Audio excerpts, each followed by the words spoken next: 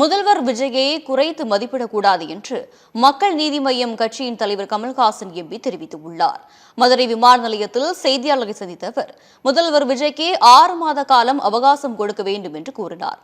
தமிழ்நாட்டில் பிறந்தவர் ஆட்சிக்கு வந்தால் அது திராவிட ஆட்சிதான் என குறிப்பிட்ட கமல்ஹாசன், தானும் நடிகர் ரஜினிகாந்தும் பொறாமை கொண்டது கிடையாது எனவும் தெரிவித்துள்ளார்.